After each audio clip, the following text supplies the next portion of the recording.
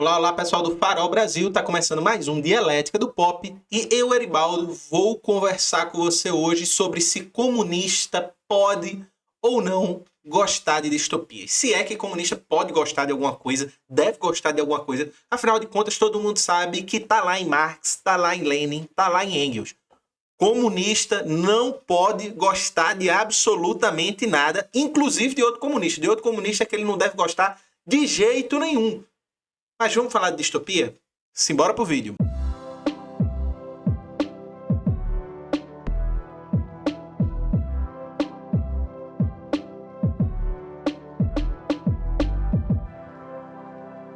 Bem, quantas vezes você viu nos últimos tempos o mundo se acabar? Seja por zumbis, catástrofes climáticas, ambientais, alienígenas, pandemias, guerras nucleares, IAs, a revolta das máquinas, desertos pós-capitalistas.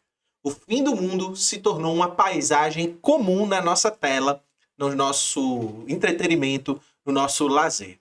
Alguns autores e militantes da esquerda radical, principalmente, têm colocado um alerta importante que a gente deve levar em consideração. A cultura das distopias e do apocalipse constante nas nossas telas e nos livros e etc. pode nos dessensibilizar para o próprio fim do mundo real, o que a gente está vivendo agora, das crises ambientais, de uma pandemia recente, das crises econômicas, do aprofundamento das desigualdades, da necessidade de encontrar soluções para a concentração de poder político e econômico da qual vivemos. Segundo essa crítica, quanto mais a gente consome as narrativas de colapso, de apocalipse, mais a gente naturaliza a ideia de que o futuro acabou, de que a mudança, portanto, é impossível. Afinal de contas, o fim do mundo se transformou numa estética bastante recorrente. E o que é estética? Senão a ciência da percepção, de como nós somos sensibilizados, afetados por imagens, sons e etc. Se você consegue colocar na nossa percepção que o fim já está dado e que nada pode ser feito, então o fim do mundo se torna inevitável. E em vez dessas distopias provocarem processos de transformação, de ruptura ou até de crítica subjetiva diante da realidade, ele provoca impotência política. Mas será que toda essa distopia que a gente está vendo por aí, que a gente consome, funciona assim? Será que todas as imagens apocalípticas de desgraças, de fins, enfim, produzem e reforçam impotência política? Hoje a gente vai tentar contrapor para analisar essas variáveis The Last of Us, um sucesso baseado no jogo The Last of Us, que está na segunda temporada com Pedro Pascal não mais, né? Acabou de se despedir da série, mas com Pedro Pascal, Bella Ramsey e um elenco maravilhoso, a direção tá ótima também, enfim. E Melancolia, que é um filme, um dos meus filmes favoritos, o meu filme favorito de Lars von Trier, que eu sei é um diretor bastante controverso, isso para ser muito gentil com essa figura. Mas para isso, a gente precisa entender. O fim do mundo, ele é uma forma de manter tudo como está. O fim do mundo, ele não produz mudanças. Afinal, ele é o fim. Como diz, por exemplo, o filósofo Mark Fisher, o pensador Mark Fisher, o blogueiro Mark Fisher, como dizia o Marquinho Fischer, é mais fácil imaginar o fim do mundo do que o fim do capitalismo. Frase essa que ele roubou de Frederick Jameson, né? Roubou entre aspas. E isso significa que esse é o ponto de partida da cultura contemporânea, da ideologia contemporânea. Quanto mais o colapso aparece, mais a gente associa essa ideia do realismo capitalista de que é mais fácil imaginar o fim do mundo do que o fim do capitalismo. E o fim do mundo, ele é inevitável, tanto quanto é inevitável o fim do capitalismo. Esse ponto de partida faz a gente pensar que quanto mais o colapso é representado, mais ele deixa de causar espanto, nos acostumando com a ideia, de certa forma, ainda que a gente seja crítico de algum jeito. Uma crítica impotente, uma crítica irreflexiva de alguma forma. O Franco Bifo Berardi, ele é um teórico que traz para a gente algumas reflexões sobre distopia. Ele diz para a gente que, de certa forma, a distopia virou tipo ideal da produção cultural contemporânea, porque ela é altamente lucrativa e ela produz esse efeito de dessensibilização política, de impotência política. Ela gera engajamento, mas ela não convoca a ação. No lugar da revolta, o público é conduzido ao que Fischer chama de uma melancolia impotente, onde toda a revolta política diante do fim se converte num fatalismo narrativo. Byung-Chul Han, ele complementa, claro que esses autores nem sempre dialogavam, sou eu que estou botando eles para conversar aqui. Byung-Chul Han complementa dizendo que vivemos numa espécie de realismo depressivo, termo que eu estou trazendo para vocês aqui, juntando autores muito loucamente, onde o excesso de imagem, o excesso de dor, nos impede de elaborar qualquer afeto de maneira profunda. Quando a gente começa a sentir alguma coisa, já vem outra imagem, já vem outro espetáculo, já vem outra obra, vem outro entretenimento, vem outro caos real ou fictício que a gente o tempo inteiro está consumindo, o tempo inteiro está exposto. Então o fim do mundo deixa de ser uma ruptura e ele passa a ser uma estética, um modo de produzir peças culturais que se encaixa muito bem, tanto no lucro da indústria cultural, como no seu elemento politizado de despolitizar a nossa sensibilidade diante do sofrimento e da dor e do fim humano. A dor deixa de ser, portanto, uma denúncia, o sofrimento deixa de ser um elemento de revolta e passa a ser algo normalizado. Vamos pegar The Last of Us como exemplo. A série que é aclamada pela crítica, pelo público. Eu gosto muito da série também, tá, gente? Só pra deixar claro que já fiz vídeo aqui sobre The Last of Us. Boto o card na tela, em algum lugar, enfim, na tela. E The Last of Us se passa nesse mundo devastado por um cataclisma ambiental que destrói a humanidade produzindo zumbis que são tomados por fungos, né? Pessoas que são zumbis tomados por fungos, né? Bem interessante, inclusive, essa questão em The Last of Us. Mas o que impressiona exatamente em The Last of Us não é exatamente sua catástrofe, mas é a naturalização da catástrofe. As relações humanas, de certa forma, seguem. Ninguém está pensando muito, refletindo muito sobre as possibilidades de tentar produzir outras possibilidades de relação, exceto em momentos muito específicos, que geralmente é dado pelo amor. E a gente falou disso no último vídeo. E o amor tem esse potencial, ainda que, obviamente, como todo afeto, um potencial limitado e ambivalente, mas todo afeto tem algum potencial emancipatório também. O fato é que você vê em The Last of Us estruturas sociais que permanecem do mundo que acabou, fazendo com que, de certa forma, o mundo que acabou continue existindo no mundo que acabou. Então você vê zonas militares, zonas de quarentena, hierarquias, castigo e até exacerbação dessas relações autoritárias que já existiam antes. As ruínas são cenográficas, mas as relações de poder, de certa maneira, continuam, exceto em alguns locais específicos.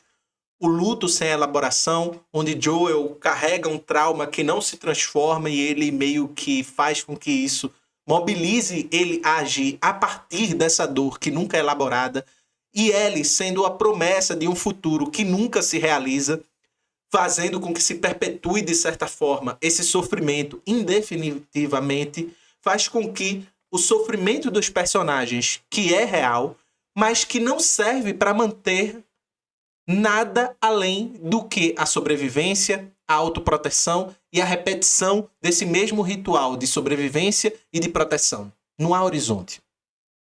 O amor que produz esses momentos raros da possibilidade de se pensar e de se viver de outra forma, muitas vezes é o resultado de um trauma e termina repetindo essa própria forma de se viver, de se lidar com o próprio sofrimento e com a própria dor, fazendo com que tudo gire muitas vezes num círculo indefinido que vai ser quebrado, mas eu não vou dizer em que momento, porque senão é spoiler.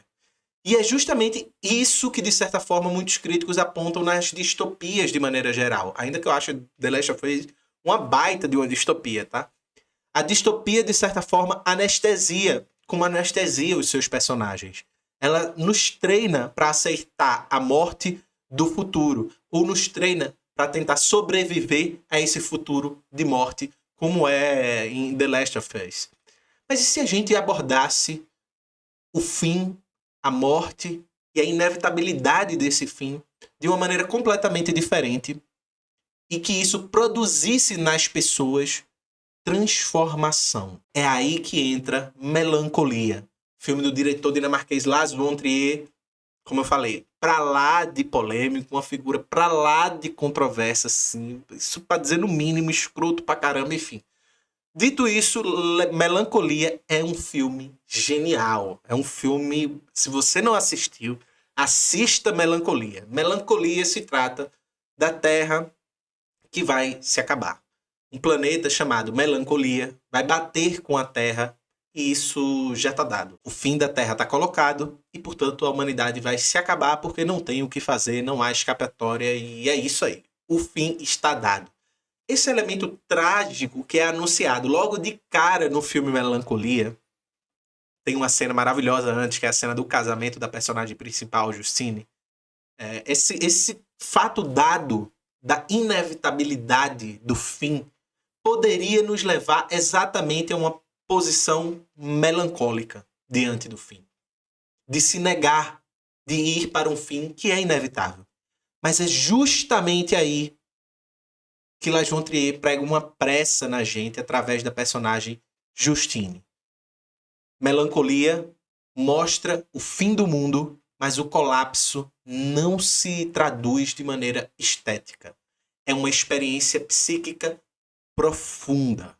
Não se traduz de uma maneira meramente contemplativa, resignada diante do fim, mas produz uma experiência de transformação e de potência profundas. Justine, que é a protagonista, interpretada por Christian Dustin, não sei se pronuncia assim, mas enfim, Christian Dustin, ela entra em colapso psíquico antes de saber que a Terra ia ser destruída pelo planeta Melancolia. Exatamente no seu casamento. E antes, estava numa crise depressiva profunda.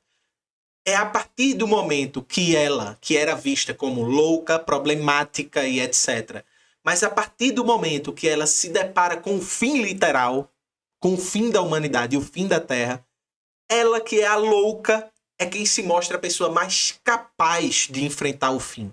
E que transforma todo o seu sofrimento, toda a sua dor depressiva em potência para viver de maneira digna o fim. Para lidar da melhor maneira possível com a inevitabilidade do fim. E Justine se transforma em outra pessoa. Numa pessoa forte, que lida com as coisas como tem que ser. Olhando e encarando aquele planeta gigante que é a melancolia, chegando de maneira inevitável, porém arrasadora. Justine, portanto, ela não nega o apocalipse e tenta manter as coisas como estão. Ela aceita que as coisas não podem continuar como estão porque ela já não está como estão. Não será como estão. E, portanto, ela aceita a morte para surgir transformada. Enquanto os outros personagens se agarram a uma normalidade de maneira patética, fica visivelmente patético essa tentativa de manter as coisas normais e funcionando como se o mundo não fosse acabar ou não estivesse para acabar. Ela abandona as ilusões.